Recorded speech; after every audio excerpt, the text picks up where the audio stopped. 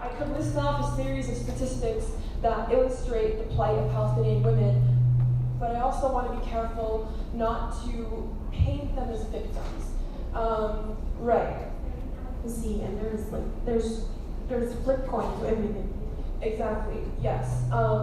And yeah, while we need to acknowledge what's happening within Palestine or within Libya are unique, that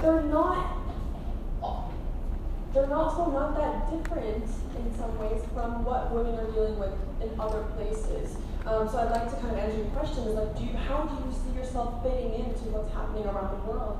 And the issue I've been trying to figure out is the answer to the question that women's rights is universal, or is it very local, or is it very Western, or is it very, and you know what, I think it's both. Yeah, you're right. It's universal in the sense that women all want liberation, whatever that means, right? Whatever it means for your country, your culture, your religion, your sect of your religion, so on. It's so highly localized at the same time. So while it is universal, it's localized, and I think that is the complexity that we need to introduce to the larger conversation within media, within the West, that pretends like it's otherwise.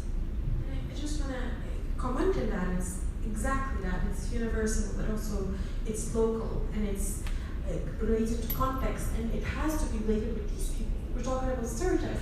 We're talking about women, these women voices within these communities. You know what women rights is. It's something that these women has to choose. And this is what is like when we work with the community. We don't come with these set of ideas. That this is the world, and our thing. This is the feminist world. But what is feminist is what is to you, and they're deciding that. And this is why recognizing the challenges, the barriers, the terrible situation that women, carry every day. However, also recognizing the resilience and these choices that every day make based on their situation.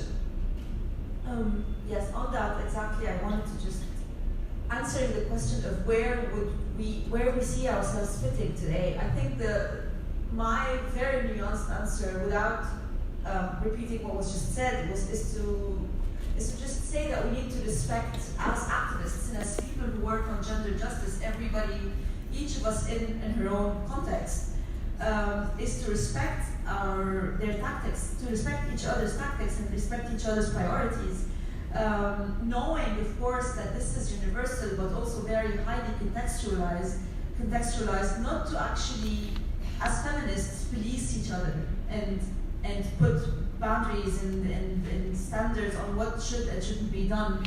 Because we know that on the one hand, no woman, I think, in this room is not familiar with being silenced at some point in a meeting, or having a decision in her workplace taken, behind her back, or having her family question her decisions, her reproductive decisions, or her career decisions. I don't think any woman is unfamiliar with these kinds of situations, but at the same time, nobody except the women living in their own contexts would know what to do in these situations. So I think treading this line and treading this boundary is essential to situating ourselves as feminists in the world. I do want to just add one more thing, because I really like what you're saying about feminist policing, and I've never heard those words correctly. They're really great. Yeah, and I want to paint. We're in France. The irony is not lost on me that we're speaking about Arab feminism in France, right? I mean, how many exactly in English? Our nations were occupied by France, by England, in the name, in the 20th century, in the name of slavery. In the name of saving women. So I also just want to point out this kind of complexity. I just remember that when this started, and when it went viral now last year, it came with quite a sad realization that we saw a lot of people using this hashtag, and a lot of other people consequently realizing that, it's a thing. Sexual harassment happens to women all the time. And I remember having a conversation with a few feminists saying that, what is it going to take for them to leave us alone? If it wasn't for some hype and some hashtag and some social media campaign, we would have remained trying to scream about it for another decade now, without everybody saying, oh, it happens. So in a sense, this hashtag helped in triggering some kind of response in the people that, otherwise would be like, oh, maybe you're exaggerating, this isn't happening, the guy's trying to be nice or whatever. So it is sad, but at the same time, we could take out some kind of benefit from it. En France, on est très frappé depuis très longtemps, mais notamment très récemment, par les débats très vifs autour de la question du voile, qui est une question de société qui hystérise la société française depuis la fin des années 80. Comment vous percevez depuis votre pays cette manière comme ça que la société française a de ne pas s'en sortir avec cette question comme si elle était un problème? Qu'est-ce que ça vous inspire sur le rapport précisément autant à la question peut-être de la religion musulmane en tant que telle, et à la question des femmes par rapport à ce statut qui semble considéré comme encore un problème ici par beaucoup de citoyens. Comment vous vous situez par rapport à ce problème?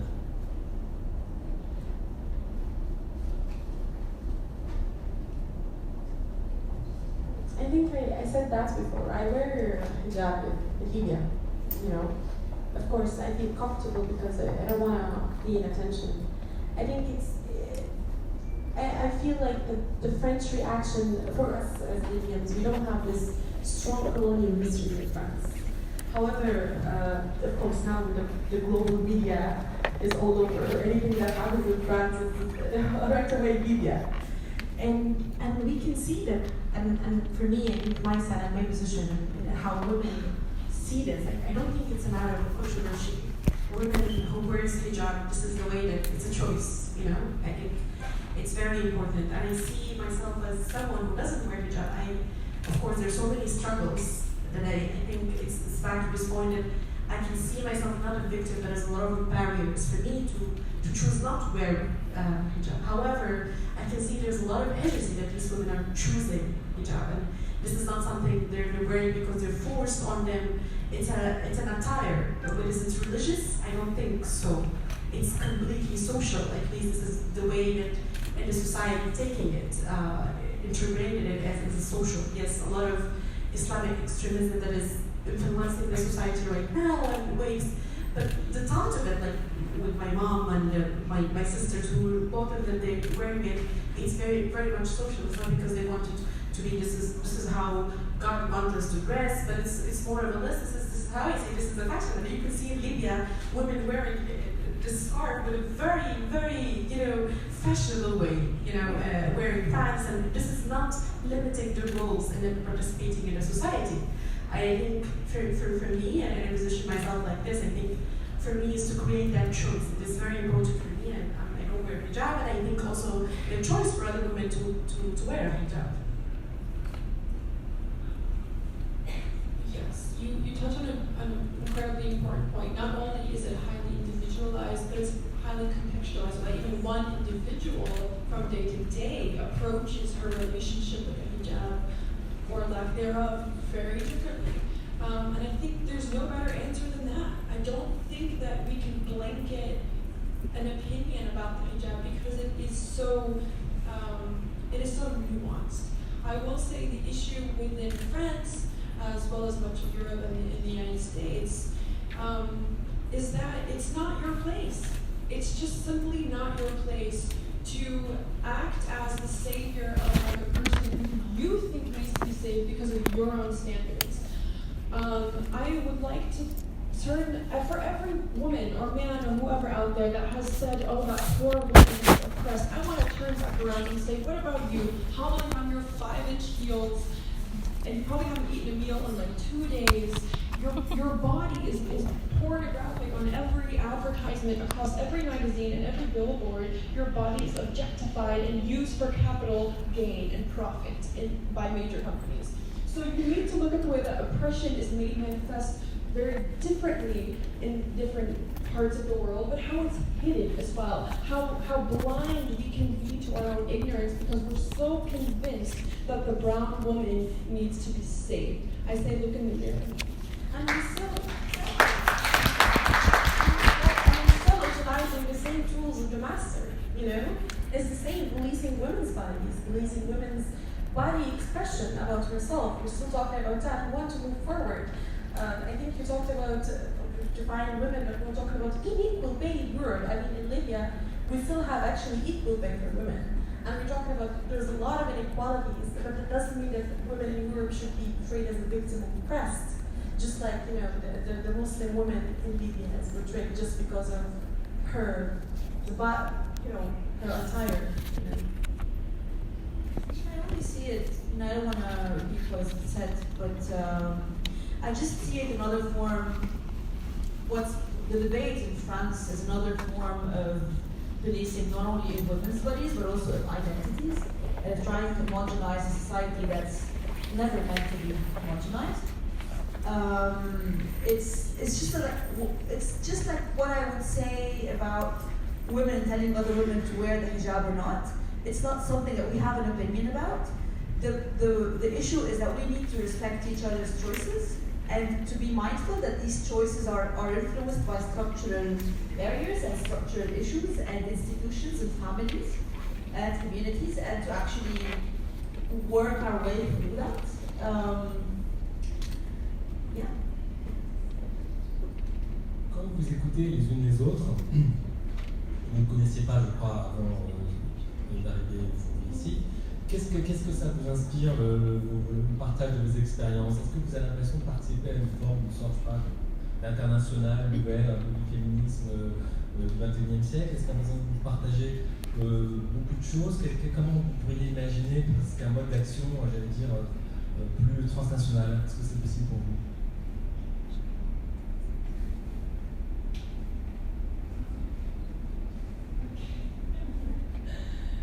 That's a difficult question. A transnational panel, like it's transnational conversation, is this?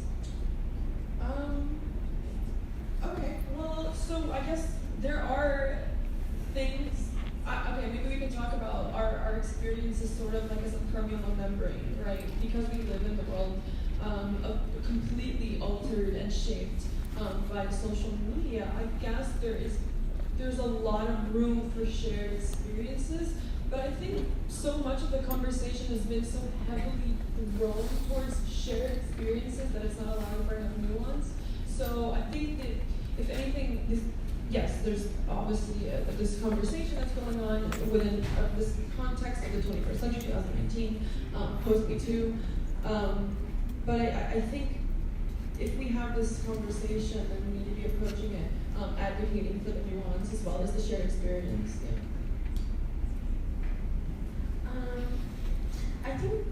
I think I understand your question maybe correctly. There's potential how we can see this opportunity of us talking about that. I think it's my first time actually to meet both of them, but there's a lot of things that I can echo and kind of add my voice to it.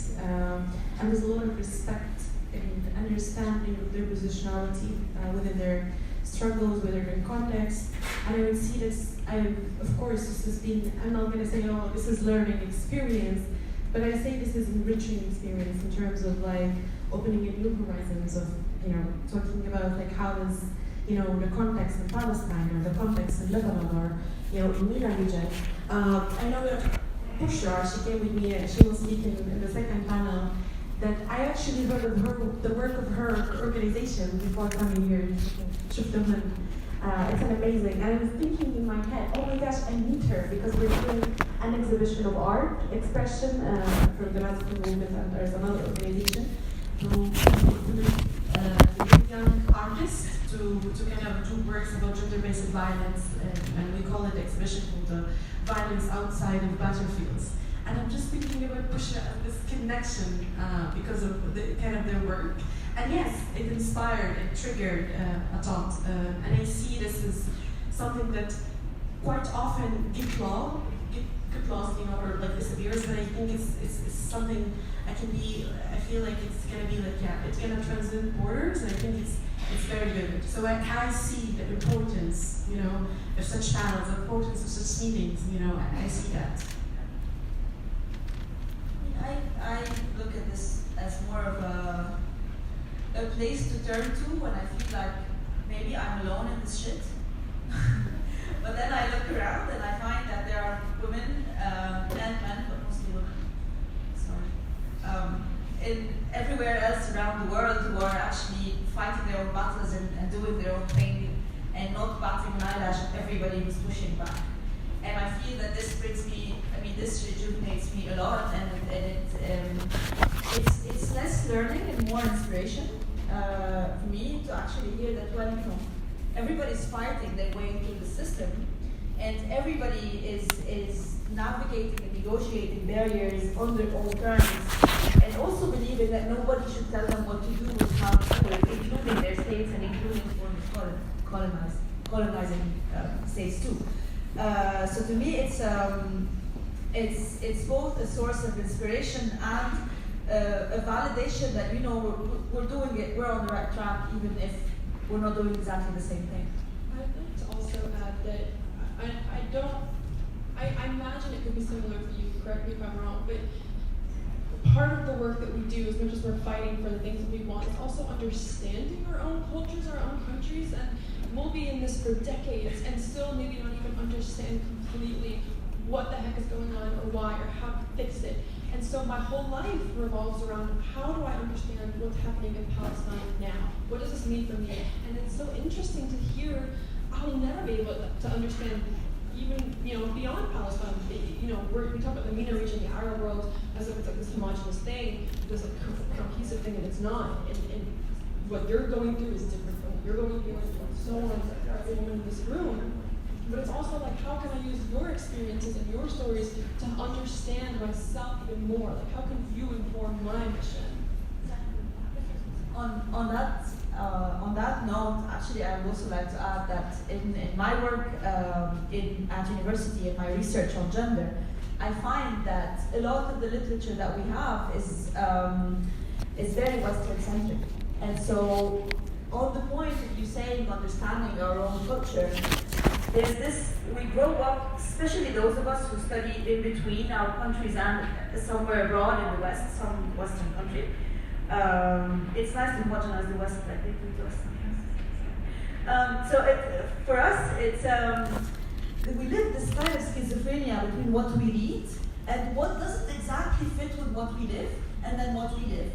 And it takes quite a trajectory, and a few meetings like these where we meet people who are like us, but who also are exposed to bodies of knowledge that are slightly not so much, not matching our realities, and to see that these struggles are common, and that our struggle is not only in our own contexts, but also understanding those contexts and putting words to what we live every day.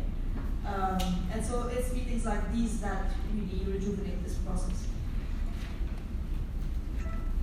Vous qui avez qui étudiez les études de genre, les gender studies à l'université, ce serait qui pour vous aujourd'hui les théoriciennes marquantes, importantes, qui vous aident, qui nourrissent votre réflexion, vos combats? Est-ce qu'il y a des figures plus importantes que d'autres? Et si oui, lesquelles? Bell Hooks, Mohanty, Sarah Ahmed, there's a lot of people of color, but also a lot of other. There's tragical, but for me, I think my feminist, my mentor is Fatima Siddiqui, who's a feminist Moroccan from Amazigh roots, and she does a lot of intersection of language and gender and their impact, and she kind of had a lot of breakthroughs in terms of like even Arab feminism. She's one of the major kind of scholars, and I think we're very, very proud. And I can see what my colleague Ayash said about this lack of scholarship, I think, that we need, but also there's a lot of other voices that I can see, Layla Widat, a lot of people like now, they're arising, and I think a lot of young women voices that they're writing. Asma Khalifa, she's actually the co-director of our organization. She releases different articles and different, she co-authored different books, and in that I see, I think the gender study, who are the authors who influence our work or my work. Can I Honestly, everyone, please raise your hand if you know who Noella's Al-Dawood is. Raise them high? Of course. Okay, good. I just want to let you know that she's actually in the hospital right now. Yeah, she's in the hospital, she's very sick, and she's, I think, just had surgery. She's fine, but she is needing a little bit of help. A few weeks ago, I think, her good friends of hers who care a lot about her started a GoFundMe campaign to raise $20,000 to help her and her family pay for the hospital bills for the surgery. Even the government, which is like crazy to say, even the government is trying to help her kind of pay for these. Yeah, I mean, she is a beloved person who has given so much to women in this Arab world, and women all over the world. And I think this is the least that we can do to just share that link to the GoFundMe account. Just Google Noella's Al-Dawood GoFundMe, you'll find it, $15, $1, or just share it on Facebook and make a difference. To me, of course, Bell Hooks and Muhanti are among the scholars that everybody who does gender studies from the post-colonial world would know. But to me, there's also Nay El Rahi and Saad Joseph and Nadine Nader. And Saad Joseph particularly, because she's this great, very established scholar who does anthropology and gender and who has written theories about gender and citizenship in Lebanon and gender in Arab families in general. But she was so understudied, it's beyond me really. And she's very inspiring, and her work is foundational to understand our lived realities in families that are not Western. And it's work like hers that I'd like to further and that I'd like to research more. And so this lack of scholarship is not because women here are not writing or are not producing work. It's because they're not mainstreamed in the literature and the course that Western universities teach. And so this is just a shout out for Saad Joseph. Amazing. It also inspires funding. It takes a lot of money and funding. And even when they're based at the University of California in Davis or whatever, they're still understudied because their names, they're brown and they're Middle Eastern. Vous écoutons, on est frappé par la vitalité et la puissance d'action que les sociétés civiles dans les sociétés comme ça traduisent aujourd'hui. Comment mesurez-vous aujourd'hui la réaction des forces politiques plus classiques aujourd'hui dans nos sociétés? Est-ce que les partis, les forces, les autorités, les institutions nous semblent aujourd'hui à l'écoute, en train de se transformer? Est-ce que vous avez l'impression que les effets de vos mouvements peuvent être, disons, aujourd'hui mesurables? Est-ce que vous pensez que ça va encore demander beaucoup de temps? Comment vous situez cette chance-là, cette possibilité d'un changement concret dans les autres?